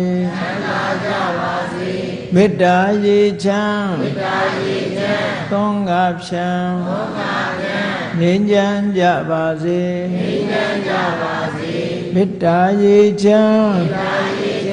သုံးငါဖြံငြိမ်းချမ်းကြပါစေသက်ရှိကျမ်းမာစိတ်ချမ်းသာလူရဆန္ဒပြည့်ပါစေသက်ရှိကျမ်းမာစိတ်ချမ်းသာလူရဆန္ဒပြည့်ပါစေဓမ္မောတရံပိဝိတဝါနဝိသာသဗ္ဗေတမုဟတံအစရမရာတိတိဘာဝနိဗ္ဗာနံယန္တုသာရောဓမ္မောတရံလောဘဒေါသမောဟစိတ်တောက်ကင်းပြောက်ကြည်တရားစေကိုပိဝိတဝါဝန္တာရှင်ပြတောက်ကြရနာကြရကုန်သောကြောင့်ဝိသသဗ္ဗေပူဇာညစ်နောက်ကိလေသာဆေတောက်ဟုသမျှတို့သည်သမုဟတာပိဉ္ကြဘက်တွင်ရေမတင်တဲ့ကဲ့သို့ကင်စင်လွင်ပြောင်းပေမရအောင်ပယ်ဖြောင်းအပ်ကုန်သည်ဟွန်တုစင်စစ်မသွေဖြစ်ကြပါစေကုန်သတည်းအစရမရံအိုခြင်းလဲကွာနာခြင်းလဲကင်းသေးခြင်းလဲရှင်းထသောတေတိဘဝကိလေသာဟုပုခသိင်ကင်းခြင်းရာအစစ်ဖြစ်ပေထသောနိဗ္ဗာန်နိဗ္ဗာန်ဟုခေါ်အေးမြတော်သောသာရောတရားချစ်ခင်စိတ်ကောင်းဝိညာသူတော်စင်များတို့သည်ယန္တုပါရမီအစဉ်စဉ်မြင့်တယ်မြင့်၍မလင့်ပုံသေးဆက်ရောက်တော်မူကြပါစေကုန်သတည်း